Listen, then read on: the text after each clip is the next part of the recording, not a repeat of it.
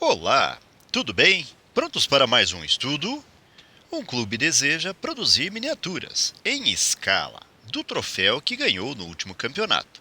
O troféu está representado na figura 1 e é composto por uma base em formato de um paralelepípedo reto-retângulo de madeira, sobre a qual estão fixadas três hastes verticais que sustentam uma esfera de 30 centímetros de diâmetro, que fica centralizada sobre a base de madeira.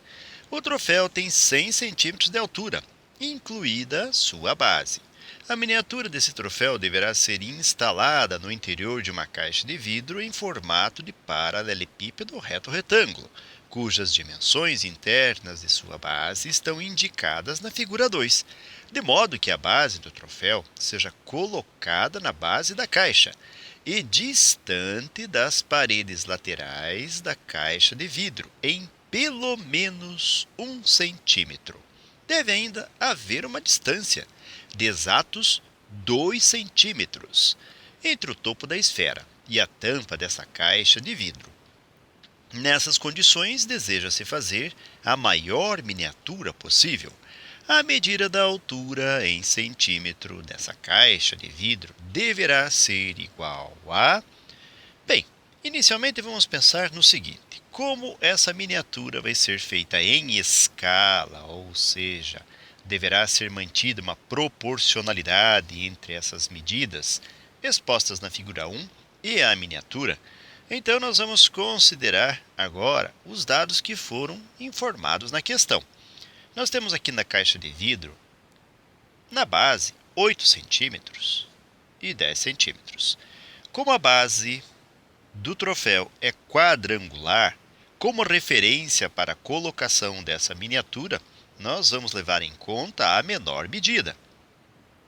Uma vez que, se tomássemos como base a maior medida, a miniatura em si não caberia na caixa, justamente porque na parte em que as medidas são menores, ela ficaria com medidas que ultrapassariam os limites para sua colocação dentro dessa caixa. Portanto, a base deverá ser dos 8 centímetros.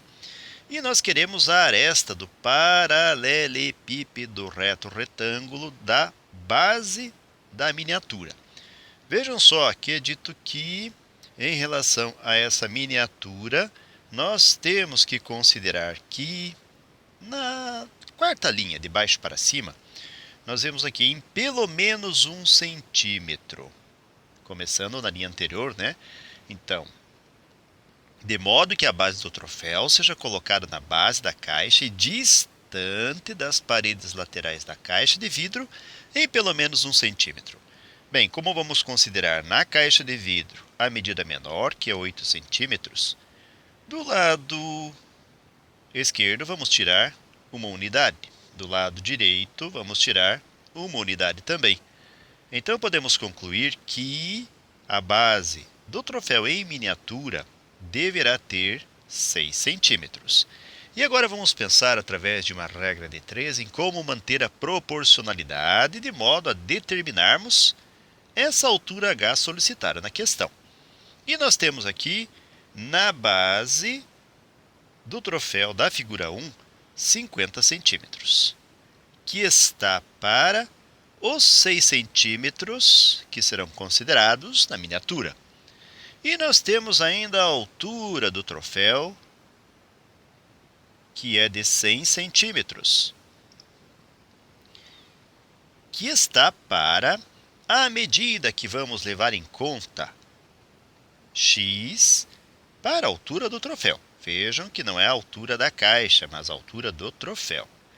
Na sequência, através de uma proporção em que 50 está para 100, assim como 6 está para x, podemos aplicar a propriedade fundamental das proporções, em que o produto dos extremos, 50 vezes x, vai ser igual ao produto dos meios, 6 vezes o 100. Em seguida, nós vamos isolar x, ou seja, nós vamos deixar x sendo igual a Por enquanto não vamos multiplicar o 6 pelo 100. Vamos fazer 6 vezes 100 e o 50 irá dividir 6 vezes 100.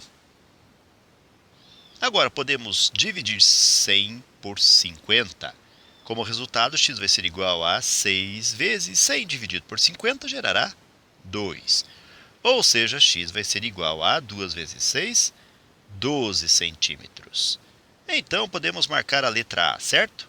Não, não está certo, não é a letra A. Por quê? Na terceira linha, nós temos a seguinte informação. Deve ainda haver uma distância de exatos 2 centímetros entre o topo da esfera e a tampa dessa caixa de vidro. Bem, nós vamos considerar então que a altura que buscamos virá de nós fazermos os 12 centímetros que determinamos agora, mais esses 2 centímetros informados no texto da questão. Então, essa altura vai ser precisamente 14 centímetros. Agora sim, se realizarmos uma busca nas alternativas da múltipla escolha, vamos verificar que o item B se enquadra no resultado que acabamos de determinar. Certo, galera? O rótulo da embalagem de um cosmético informa que a dissolução de seu conteúdo, de acordo com suas especificações, rende 2,7 litros desse produto pronto para uso. Uma pessoa será submetida a um tratamento estético, em que deverá tomar um banho de imersão com esse produto, numa banheira com capacidade de 0,3 metros cúbicos. Para evitar o transbordamento, essa banheira será preenchida com 80% de sua capacidade. Para esse banho, o número mínimo de embalagens desse cosmético é...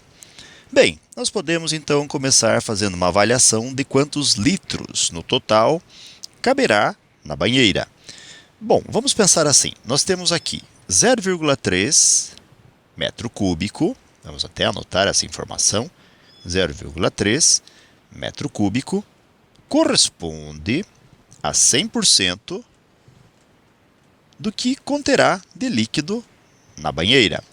Agora, nós temos que essa banheira será preenchida com 80% de sua capacidade. Podemos dizer, então, que x litros corresponderá aos 80% desse preenchimento da banheira. Agora, transformando esta regra de 3 numa proporção, nós teremos 0,3, que está para x, assim como 100 está para 80. Agora, podemos simplificar por 10 e por 10, ou 100 sobre 80, resultando em 10 oitavos, e aplicar a propriedade fundamental das proporções, que nos garante que o produto dos extremos, 10 vezes x, será igual ao produto dos meios, 8 que multiplica 0,3.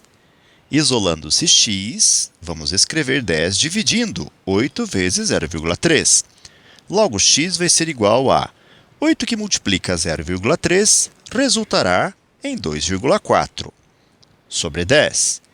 E x vai ser igual a 2,4 dividido por 10 resultará em 0,24 metro cúbico. Bem, então nós já sabemos quanto em metro cúbico caberá na banheira. Agora, vamos recordar também que 1 metro cúbico corresponde em medida de capacidade a 1.000 litros. Nós temos 0,24 metro cúbico, que corresponderá aqui a y litros. Também recorrendo às proporções, vamos ter 1 que está para 0,24, assim como 1.000 está para y. E aplicando novamente a propriedade das proporções, nós teremos produto dos meios, y vezes 1, que é y mesmo, igual ao produto dos extremos, 1.000, que multiplica 0,24. Ao realizarmos a multiplicação, vamos obter como consequência 240 litros. Resultado de termos realizado a multiplicação de 1.000 por 0,24. Bem, agora nós vamos à avaliação que foi solicitada para nós. Nós temos aqui que um frasco ou uma embalagem desse produto corresponde a 2,7 litros. Nós queremos saber quantas embalagens Z correspondem a 240 litros. Novamente, recorrendo às proporções, 1 está para Z, assim como 2,7 está para 240. Com a propriedade fundamental das proporções, descobrimos que o produto dos extremos, 2,7 Z, será igual ao produto dos meios, 240 vezes 1. Isolando-se o valor de Z, vamos obter 240 com 2,7 dividindo o 240. Ao realizarmos a divisão, vamos obter um número aproximadamente igual a 88,9. Nesse caso aqui, 88,9 em embalagens. Como nós sabemos que essas embalagens provavelmente serão utilizadas no modo inteiro, nós vamos arredondar para 89 embalagens. Agora, se realizarmos uma busca nas alternativas da múltipla escolha, vamos verificar que o item C atende ao resultado que acabamos de determinar. Segundo o Instituto Brasileiro de Geografia e Estatística, IBGE, o rendimento médio mensal dos trabalhadores brasileiros do ano 2000 era de R$ 1.250. Já o censo 2010 mostrou que, em 2010, esse valor teve um aumento de 7,2% em relação a 2000.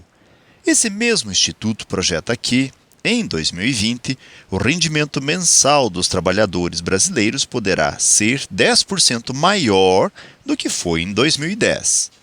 Supondo que as projeções do IBGE se realizem, o rendimento médio mensal dos trabalhadores em 2020 será de... Bem, inicialmente vamos estabelecer qual é o valor deste salário no ano de 2010. Então vamos referenciar isto, 2010. Nós já sabemos que o salário mensal era de 1.250. Então, 1.250 corresponde a 100% do salário no período relativo ao ano 2000. Agora, em 2010, nós queremos saber qual é o valor desse salário, que vamos chamar de X, sendo que ele será 7,2% maior. Então, será 100% mais este 7,2%. Estabelecendo-se a partir daqui, uma proporção, nós vamos ter 1.250, que está para X, assim como 100% está para 100% mais 7,2%, ou seja, 107,2%.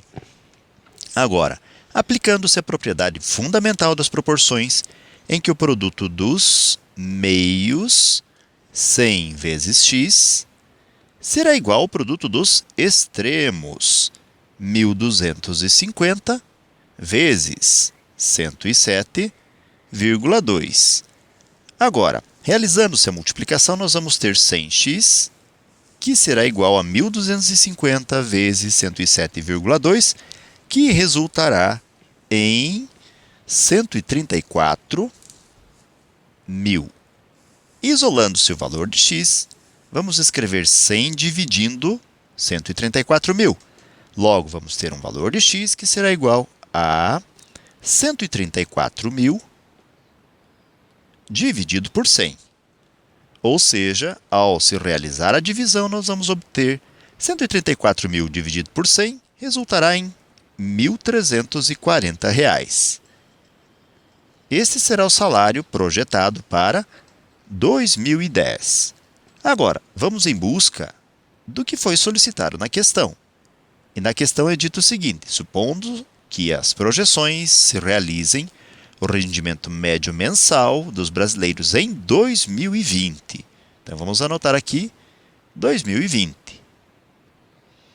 E nós temos o novo valor, que é 1.340. Então, 1.340. Esse valor corresponde ao nosso novo 100%. Agora, nós queremos saber o valor y projetado para 2020, que virá de realizarmos a adição dos 100% já estabelecidos com um aumento de 10%, composto, ou melhor, dos 10% que está sendo referenciado no texto da questão. Então, 100% mais os 10%. Mais uma vez, vamos buscar uma proporção em que 1.340 está para y, assim como 100% está para 100 mais 10, ou seja, 110%. Novamente, vamos aplicar a propriedade das proporções, que nos garante que o produto dos meios, 100 que multiplica y, será igual ao produto dos extremos, ou seja, 1.340 vezes 110. Agora, 100y será igual a 1.340, que multiplica 110, resultará em 147.400. Isolando-se y, nós vamos ter um y que será igual a 147.400 dividido por 100. Portanto, podemos dizer que y, que é o salário projetado, ou seja, o rendimento médio projetado, será o resultado de dividirmos 147.400, ou seja, R$ 1.474. E aí, se realizarmos uma busca nas alternativas da múltipla escolha, vamos verificar que o item E se enquadra no resultado que acabamos de determinar. Ok, galera? Numa atividade de treinamento realizada no exército de um determinado país, 3 equipes, alfa, beta e gama, foram designadas a percorrer diferentes caminhos, todos com os mesmos pontos de partida e de chegada. A equipe alfa realizou seu percurso em 90 minutos, com uma velocidade média de 6 km por hora. A equipe beta também percorreu sua trajetória em 90 minutos, mas sua velocidade média foi de 5 km por hora. Com uma velocidade média de 6,5 km por hora, a equipe gama concluiu seu caminho em 60 minutos. Com base nesses dados, foram comparadas as distâncias, distância beta, distância alfa e distância gama, percorridas pelas 3 equipes. A ordem das distâncias percorridas pelas equipes alfa, beta e gama é... Bem, inicialmente nós faremos um ajuste aqui nos tempos. Nós vamos converter cada um dos tempos dados em minutos para horas. Vamos começar aqui com a equipe alfa. Vamos representar a alfa por A. Nós temos ali, já conhecido, que 60 minutos correspondem a 1 hora. Como a equipe alfa fez o seu percurso em 90 minutos, então nós temos aqui 90 minutos, queremos saber quanto isso representará em horas. Vamos chamar então esse tempo aqui de A.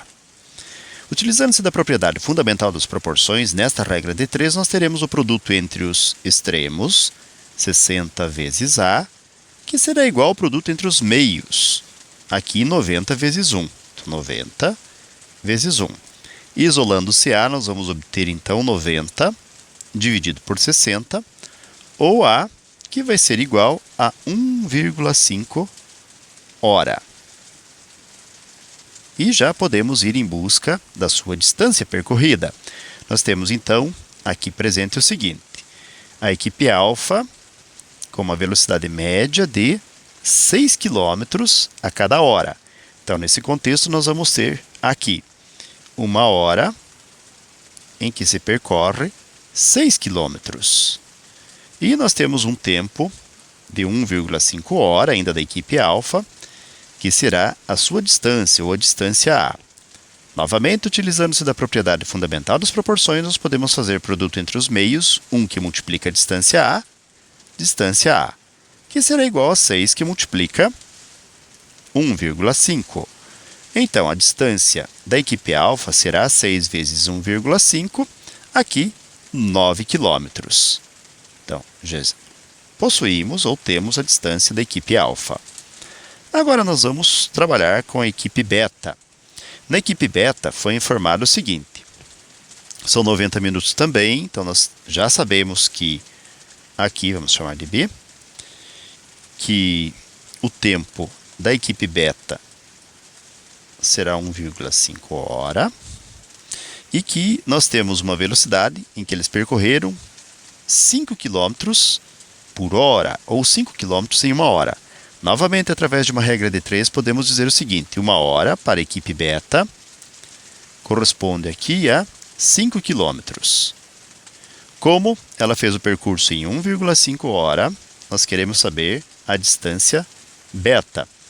Utilizando-se da propriedade das proporções, nós teremos produto entre os extremos, distância beta vezes 1, que será igual a 5, que multiplica 1,5. Ou seja, a distância percorrida pela equipe beta será 5 vezes 1,5, 7,5 quilômetros. E agora nós vamos, através dos cálculos que faremos, determinar a distância da equipe gama. Vamos chamar de G.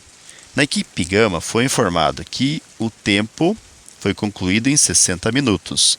Nós temos aqui nosso trabalho facilitado, pois a equipe gama tem um tempo de 1 hora, que é o equivalente aos 60 minutos.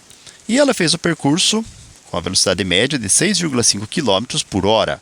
Isso quer dizer que a distância que a equipe gama percorreu é justamente 6,5 km em 1 hora. Já conhecemos a sua distância. Agora, realizando-se as comparações, nós vamos ver que 6,5 é menor que 7,5, que é menor que 9. Então, a distância percorrida pela equipe gama foi menor que a distância percorrida pela equipe beta, que foi menor que a distância percorrida pela equipe alfa. E aí, ao se realizar uma busca nas alternativas da múltipla escolha, vamos ver que o item A se encaixa direitinho no resultado que nós acabamos de determinar. Os tipos de prata normalmente vendidos são 975, 950 e 925. Essa classificação é feita de acordo com a sua pureza. Por exemplo, a prata 975 é a substância constituída de 975 partes de prata pura e 25 partes de cobre, em 1000 partes de substância. Já a prata 950 é constituída de 950 partes de prata pura e 50 de cobre em 1000. E a prata 925 é constituída de 925 partes de prata pura e 75 partes de cobre em 1000. Um ourives possui 10 gramas de prata 925 e deseja obter 40 gramas de prata 950 para a produção de uma joia. Nessas condições, quantos gramas de prata e de cobre, respectivamente, devem ser fundidos com os 10 gramas de prata 925? Bem, inicialmente, para tentar facilitar o entendimento do que está sendo solicitado, nós vamos elaborar aqui uma pequena tabela. Vamos colocar aqui tipo, vamos colocar também aqui prata, cobre e, finalmente, o somatório de tudo isto, ou seja, o total. Vejamos que nós temos aqui 3 tipos de prata. E no finalzinho está sendo dito que um ourives possui 10 gramas de prata 925, ou seja, o terceiro tipo, vamos chamar de tipo 3. Aqui a prata 925, o cobre são, de acordo com o texto, 75 partes. Então é 925 partes de prata e 75 de cobre, fazendo um total aqui de, entre aspas, 1000 partes.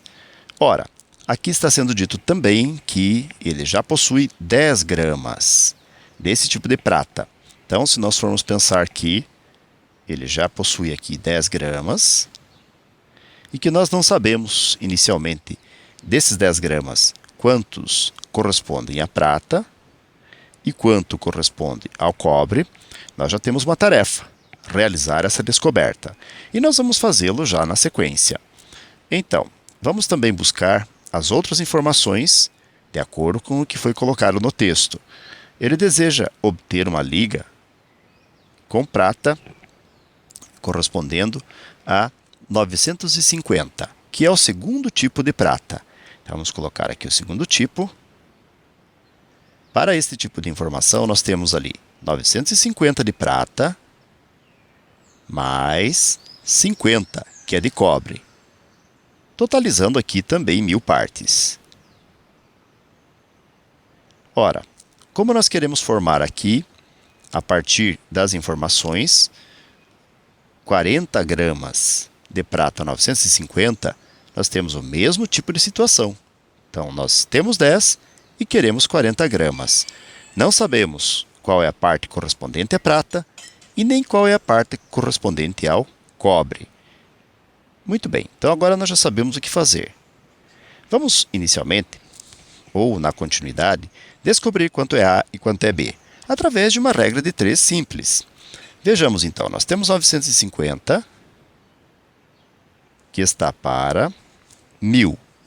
Nós estamos iniciando os trabalhos com o tipo 2. E vamos trabalhar com uma regra de 3. Nós temos a parte A, que desconhecemos, que está para os 40 gramas. Vejam só, nós pegamos a totalidade 1000 e pegamos a totalidade 40. E também o pedaço 950 com o pedaço A. Constituída a regra de 3, agora nós vamos transformar isso numa proporção, reescrevendo 950, que está para A, assim como 1000 está para 40. Utilizando-se da propriedade fundamental das proporções, nós faremos o produto entre os meios, 1000 vezes A, que será igual ao produto entre os extremos, 40 vezes 950. Isolando-se A, nós vamos ter então 40 vezes 950, gerará aqui o total de 38.000, dividido por 1000. Portanto, podemos dizer que o valor de A será 38. Ora, vejam só, nós já encontramos um dos pedaços que faltava. Nós temos aqui, para o A, 38. Automaticamente, como nós temos que ter uma totalidade de 40, 38 mais 2 gerará o 40. Então, vamos, por enquanto, guardar essas informações. Daqui a pouco vamos utilizá-las. Nós temos também agora, retomando a parte inicial do texto e fazendo também referência ao que nós já usamos em termos de regra de 3, nós vamos comparar 925 com 1000, assim como a parte x desconhecida, vamos comparar com os 10 gramas que nós temos à disposição. Aqui, reescrevendo no formato de proporção, nós vamos ter 925 que está para x, assim como 1000 está para 10. Novamente, utilizando-se da propriedade fundamental das proporções, o produto entre os meios, 1000 vezes x, será igual ao produto entre os extremos, 925 vezes 10. Isolando-se x, nós teremos então 925 vezes 10, 9.250. Dividido por 1000. Ao realizar essa divisão, nós vamos obter 9,25. Bem, conhecemos agora a x, que é 9,25. Para determinarmos o valor de y, basta nós fazermos aqui, nós temos ali 10 gramas, menos 9,25. Ao realizarmos a subtração, nós vamos ter então, como resultado, 1,75, ou melhor, 0,75. Só vamos fazer um ajuste aqui. Então, 0,75, que é o valor de y. Pois bem, como nós precisamos, de acordo com a questão, descobrir o quanto deverá ser adicionado, o quanto deve ser fundido para se obter a joia em questão, nós faremos assim. Como nós temos aqui os 40 gramas que deseja se obter, nós vamos realizar, a partir do que nós descobrimos, para a parte relacionada a 40 gramas, o seguinte cálculo. 38, que é a parte de prata, vamos até colocar aqui P de prata, menos os 9,25 que já possuímos, então menos 9,25. Ao realizarmos a subtração, vamos encontrar 28,75. Aí nós temos também aqui, já conhecido, para o cobre, os 2 gramas, que é esta parte aqui, e menos os 0,75, que é a parte de cobre que já se possui. O resultado aqui é 1,25 depois de realizar a subtração. Então, nós temos que ainda acrescentar 28,75 gramas de prata e 1,25 gramas de cobre. Se realizarmos uma busca nas alternativas da múltipla escolha, vamos verificar que a letra B se enquadra no resultado que nós acabamos de determinar. Ok, galera? Então, com isso, nós findamos mais um breve estudo. Desejo para vocês tudo de bom, muito sucesso em sua caminhada, que vocês sejam felizes e até o próximo estudo. Tchau!